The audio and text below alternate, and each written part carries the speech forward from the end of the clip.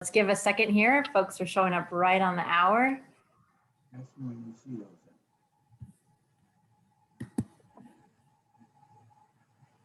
Next week will be wonderful, David, for you and your wife to come. And hooray, I'm getting the second shot. That's fantastic news. Well, friends, it's wonderful to welcome you today to a new installment of the Athenaeum at Noon series. We have a very special event today. If you don't know, I'm Beth Hessel, the Executive Director. On screen, you also see Tess Galen, our Events Coordinator, and Jim Carroll, who's an imaging specialist for the Regional Digital Imaging Center here at the Athenaeum since 2004. And our special guest today, Michele Foster Lucas, who Jim will give a full introduction to. This is part of a 3-week series on Tuesdays at noon, celebrating our current exhibit, which is in our gallery, Artists Unmasked, a celebration of art, artists, and the Athenaeum's Regional Digital Imaging Center, which is focusing on 3 really fabulous, amazing artists who make use of our imaging center for scans and prints of their art. Again, today's is Michele Foster Lucas. Next week, we will have a conversation with Dar James, and the week after that with Debra Joseph.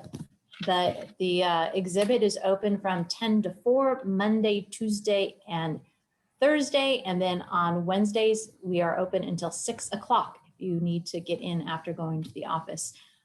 So we hope you will come and see and take these opportunities to get to hear direct from the artists. We don't get to do actual in-person meet and greets and receptions because of the pandemic. So we're glad to be able to do it this way. We welcome you, also invite you to look in the mail. Our new spring brochure has just arrived and hopefully will be coming to you in the mail soon. If you don't have one, you can call and request one to be mailed to you or come in and pick one up when you come see the exhibits. So you can know all of the events that we have going between April 1st and through June. Now I'd like to turn the screen over to Jim and Michele. Thank you, Beth, and thank you everyone for taking the time out this afternoon to attend our virtual meet and greet with our first artist of 3, Michele Foster Lucas. Michele was actually scheduled a year ago to do a First Friday event in April, April 220. And unfortunately, of course, because of the pandemic, it was canceled when we were closed down. And so when we decided to do this art show, Michele was the first person that we wanted to get on board to do that. So I'm very grateful that she was available to do it. She has been a client of ours, a customer of ours for many years, over a decade, sometime in the late 2000s. Maybe 2008 or 9, I can't even remember, but it's been a very long time. Yes. In our top 3 of our first artist type customers, Camila Feelings being our first. So that was even before we even did printing services here. We just did scanning services, and Michele has been coming a long time. And she's not only a customer of mine, she's a friend of mine. And I love her like a sister, so she's great. Also, she's also taught me a lot over the years. She really helped me hone my printing abilities, art back and forth, working on projects together, getting it right, and the final small little details and how important they are. Michele's patience and her understanding of art has led me to become better at all of those things. But anyway, I want to introduce Michele Foster Lucas, and here she is. Hello, everyone. Thanks for showing up. I appreciate it. I'm so happy to be here and so glad that they allowed me to show my work in such a prestigious setting with such fine other artists. And so thank you for taking the time out of your life to come and visit with us. And I want to thank Jim and Beth and Tess for being here also, and all those involved in Athenaeum. They've been really, really good to me. And their services are wonderful. They're just great. They're on time. They're very professional, which is important to me. It's very important to me that somebody's professional, especially when dealing with the work that I do. And so I really appreciate that on that end. And of course, like Jim said, I've become friends with them down there. Just met Beth, but she's very warm and inviting in her personality, and I like that about her too. So I want to thank them for even thinking of me to show my work, and I just want to say here before we get too farther in that the work that they do is so above board than a lot of other art that I see out there that's printed. Jim does take the time and he makes it right, which is important because the customers, believe it or not, notice all those little things. And so I have to come to him and say, da, da, da, da, da. He's like, no problem, we're gonna fix it, tell me what you want. And so he's very amenable in that way. And that thing I like, and they make a very good product, very fine paper, very fine ink. All that they do is very professional. So thank you for that. I really appreciate that. And if I can say, Jim, I don't know if you want me to get into this now, but I want to say I first came to them because I was at another printing place, and they print large, and I started out drawing very large paintings. And they said, well, why don't you try this place in the Athenaeum? I think they have a large scanning thing. So I was like, okay. And that was the beginning of a beautiful relationship. So I went down there, they did me very well. And unfortunately, that was the end of the other company for them. They lost my business. But I gained some friends and a good relationship. So I want to thank you again. Thank you, Ms. Jones. Certainly. All right, well, I have a couple questions that we'll start off with just to kind of get the ball rolling. And if other people who are watching have some questions, they want to type them in, we would definitely love to hear them. So Michele, I mean, to start off, let's, what is your inspiration? I mean, where do you think your creativity comes from? Well, I initially, if you look at some of my older pieces, I've come from a family of 9 girls and 2 boys. And so I used to draw my sister's dolls, like they would, you know, give me the doll so I could put the face on it. So that's the earliest I remember of doing any artwork. And so I think my inspiration, a lot of it comes from my family initially. And then as I grew and started going out in public with it, and, you know, people in general, like I may see a lady walking down the street with red hair and I go, oh yeah, what can I do with that? So people in general inspire me, you know, and a lot of times when I talk to somebody, that inspires me. So I love people. I really love people. And when I say that, I mean it. Like, you know, like everybody, no matter what the situation is, what they look like, smell like, or wherever they are, I see something in somebody because they are.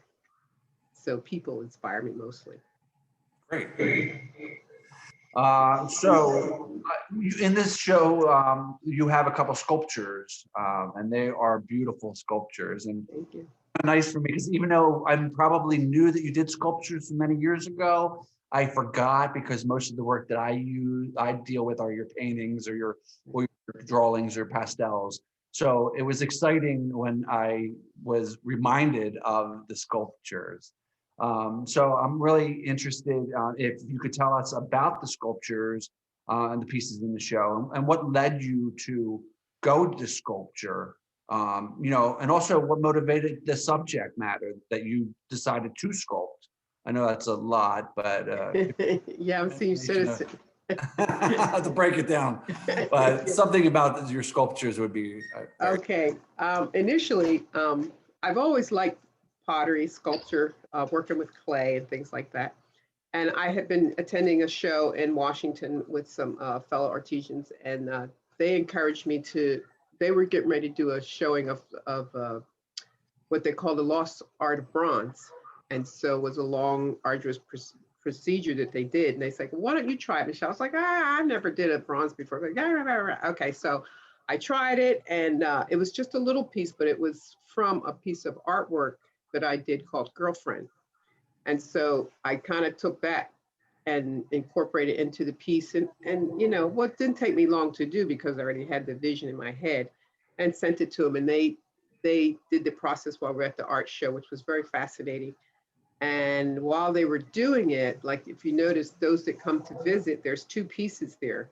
One of the pieces there blew up in the process of making the bronzes. And so they were going to throw it away. So me and Lawrence were like, no, I don't think so. We like this one better. So you better keep that. We'll take that one because he was going to throw it away. And we was like, no, no.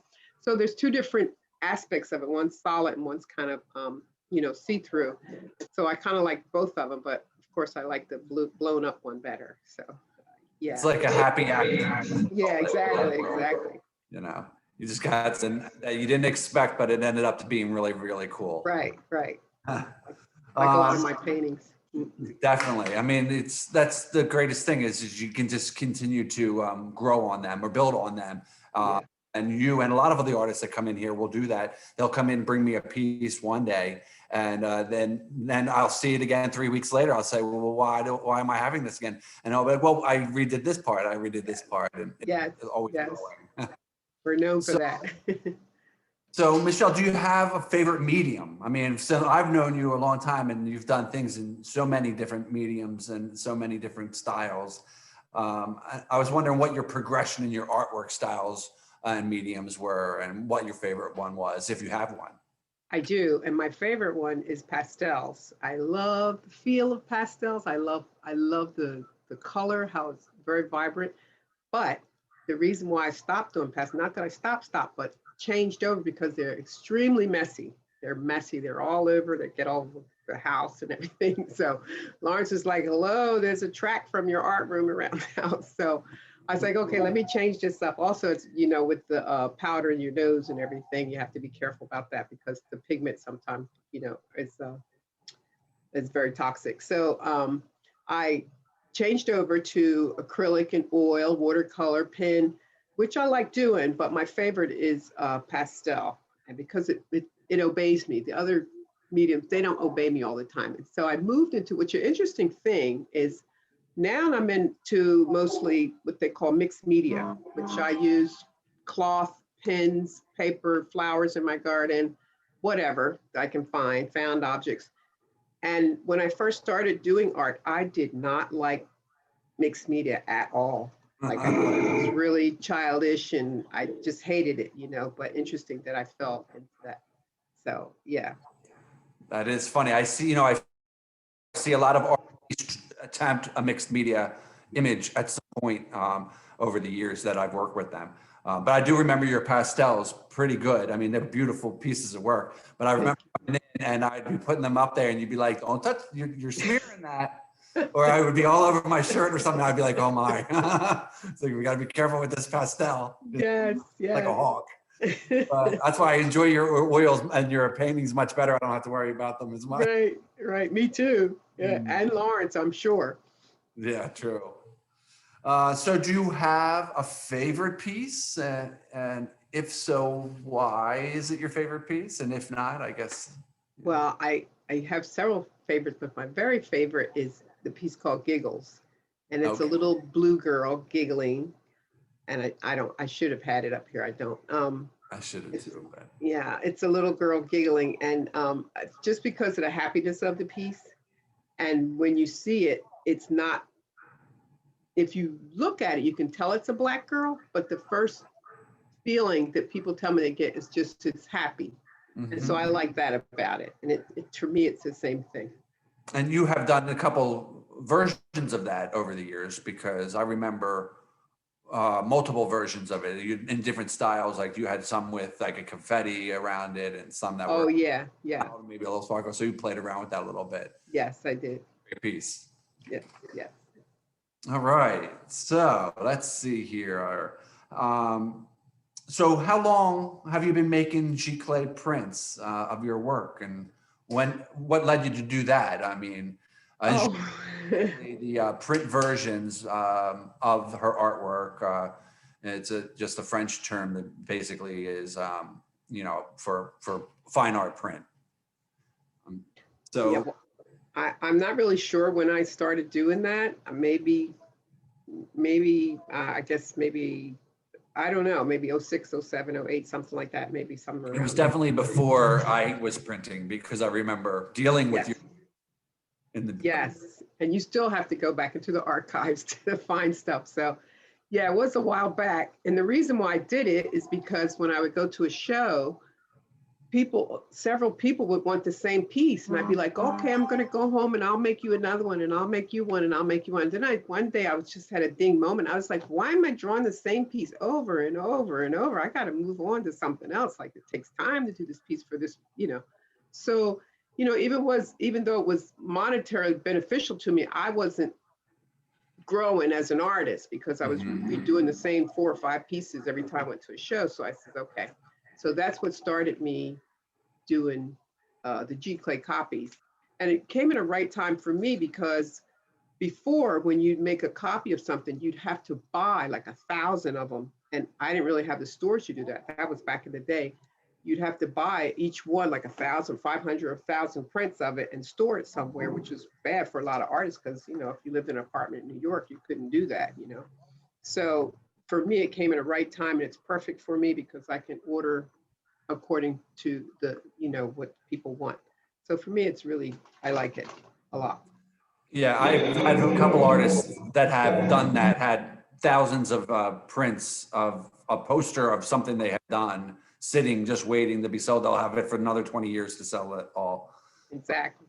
So, yeah. So it looks like we got a question from Tess here. She's asking, can you remember the first time that you ever exhibited your artwork? What was it like to have other people see your art? How did you feel? And do you remember your first exhibition? I do believe I do. I was in Washington, D.C., which is interesting you bring that up, Tess. I was in an art show in this foo-foo gallery with a lot of foo-foo artists. And I, you know what I mean by foo-foo, right? I do. So, high-end, well-known artists. And I was very self-conscious, of course, because they were well-known and their prices were way up there, and I, had my artwork on the wall, and I sold like 5 pieces, and I sold one to a famous other artist. So I was like, woohoo, like I was really happy. And the other artists were like cutting their eyes at me.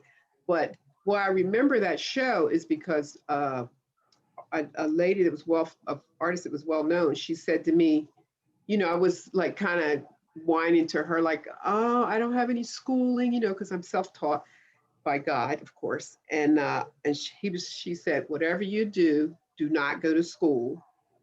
Just do what you do. She said, do not let them pigeonhole you. Do not let them tell you what to draw. She says, do you. So that was like, and that was very early on. And I was like, oh, okay. So, I mean, mentally it was like, oh, good, I don't have to go to school. That's good. So, of course, I do try to, look things online and study certain things that I need. I still need to do a lot of studying on the body. Yeah, I'm so lost on that, but working on it. Well, you could fool me because I love all your pictures. I mean, and there's a lot of people in your images and in your paintings, and maybe they're a little bit on the abstract or not. I don't know, but either way, they're very, very poignant, and they definitely are beautiful. So I like. Thank you, Jim. I think it was meant to be that way. That's the way it is. Yeah, that's the way it is. Yeah. So how about commission work? Do you do commission work, or do you just paint what you like to paint? I do commission work, but I don't like it. You don't like it? I'll give you a little example. I had sold a original to this down in Collingswood, New Jersey, and I went to their house and installed it, and they had their whole house black and white. And so it's like, yes, can you do this piece for me in black and white and, abstract? And at the time, I wasn't really what you call an abstract artist. I was doing mostly figure faces, portraits. And so I was like, oh, yeah, because they were what you call rich. So I was like, oh, yeah, I'm going to get this money. Maybe they can, give me a good piece of artwork, sell me, buy a good piece of artwork. So I went home, and like a week and a half later, I found myself sending them pictures of every kind of black and white thing that could pass my mind. And they were like, no, we'll know when we see it. And I was like, wait, I don't know what's in their head. Like, I'm never going to figure out what they like. So I just said, you know what? Okay, no. And Laura's like, no. I said, no, I'm not your girl. So that was that. And ever since then, if somebody asked me about a commission, I says, you show me what you what you want, and I'll do it whatever I see. Because a lot of times when I was working at the post office, people would give me pictures of their grandkids or something like that.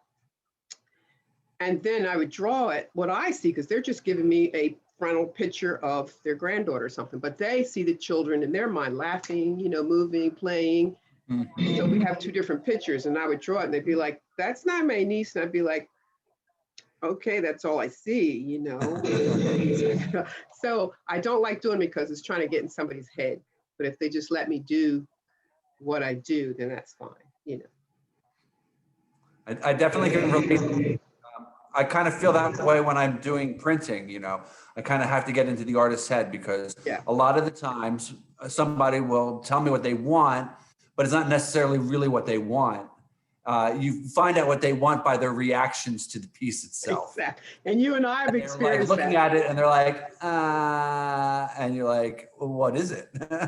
Well, it could be a little more contrast. And, you start to learn a lot about somebody and what they mean by what they're saying. And, right. That's an interesting part of the process itself, Well, I'm kind of running low on questions. Does anybody out there have any other questions that we would like to give to Michele? Questions, Lawrence?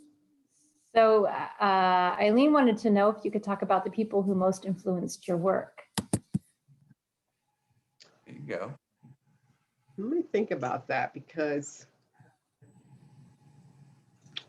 I really have to go back to my family, and not like some famous artist or something. I have to really go back to my family, because I grew up on a farm, and my dad also was if you look at some of my early works, my dad was a preacher. So that was influential in my work also.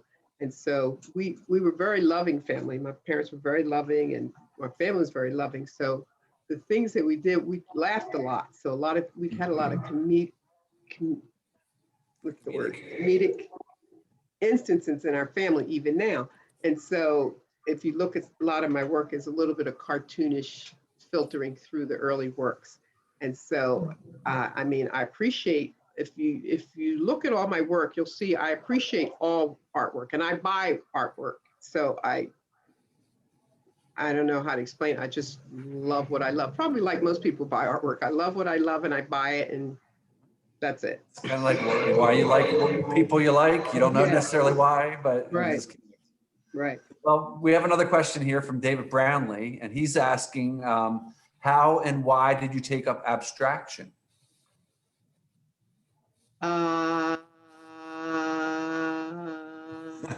Question.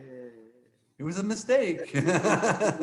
Well, people start ascribing it to me. Actually, they were saying you're an abstract artist, and I was like, I am? Okay, well, I might as well go big or go home. But I didn't know that they considered me that. I was early on, I was known for my eyes. And then I found out a lot of times, I'm going off subject a little bit here, but I found out that when I'm out at the shows, people were intimidated by the eyes because I used to draw them straight on. And Jim, I'll have a lot of pieces like that they would be intimidated by, a straight on look. And so as you notice some of my other pieces, I have the eyes turned sideways so as not to intimidate the audience. And so when they start ascribing an abstraction to me, I was like, okay, well, let me just see, what does that mean? So I just started kind of investigating that. And I thought, and the interesting thing about abstraction is I thought it would be easy. Like most people, it's not. It's not at all. It's very hard to do.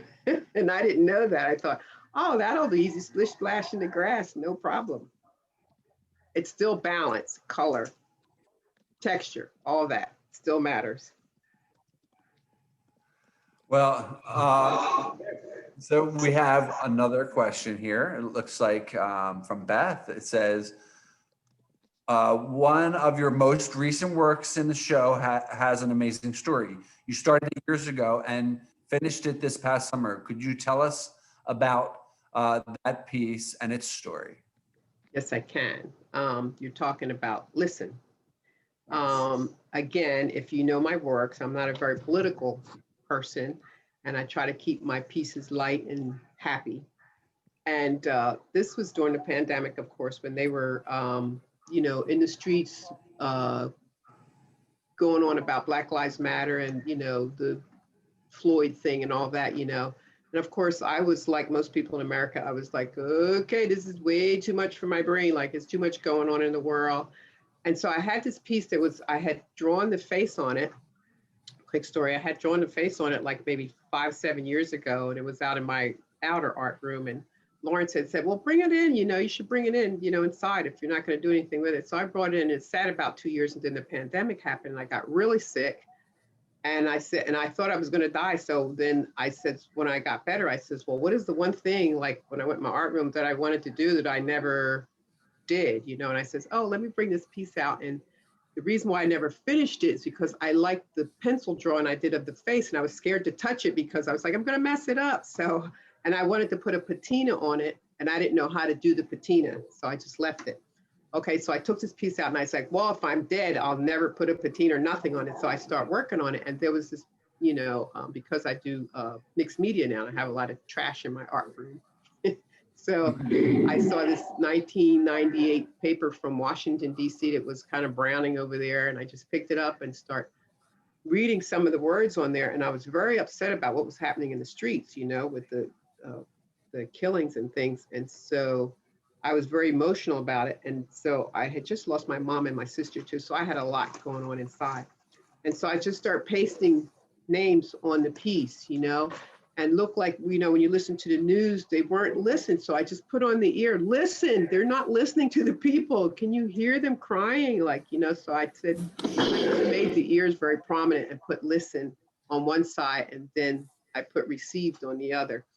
And so that was probably the most political piece I did, and probably the most emotional piece I've ever done. So that's the story behind that. Great. Thank you so much, Michele. I really appreciate it. You're welcome. It's my pleasure. Well, it's been Looks great. like we have one last question before we end. Eileen is wondering if the work on the walls behind you, your work also. Yes, ma'am, they are. And is there anyone you want to say? I know we were talking about that when we first came on, and you said, oh, you hadn't even looked, you forgot what was back there. Is there any piece there that you'd like to tell us a little bit about? Well, interestingly enough, I like this piece over here, called Miss Rose. Yeah. And she hasn't been on the market yet, just in the house because of the pandemic. I did her during that time, but you can't see it, but there's a lot of texture in there. Mm-hmm. And it's a new thing I try, and I liked it. So I like that piece out of those three. Yeah, it's like 3-dimensional. It's very thick texture you on saw there. it. I have seen it twice. It's a beautiful piece. I hope to see it again. I hope it's coming back in here again. Yeah. Okay, we can bring that one. Yeah. So yeah, that's out of those three. Yeah, I wish I had my website up, but it's been compromised twice. So I'm still working on it again, but you can go to Instagram and see some works there under my name. So. And you can always come in, take a walk around the gallery space here and see them live. There's nothing like seeing them live. That's really. Right. That's the truth. Absolutely the best. Yeah. So thank you again, Michele. I really, really appreciate you coming out today. Well, I mean, virtually out today. In and out, yeah. Definitely appreciate it. Thank you for the conversation. And hopefully people will come out and see the show and see your work in person, where it's best. Thank you. I hope they come out too. It's a nice outing. I thought, Jim, you did a wonderful job of setting that show up. It's beautiful. The artwork is beautiful that the other artists have given to you to put up for them. So thank you for that. And I want to thank you all again for thinking of me, because it means a lot.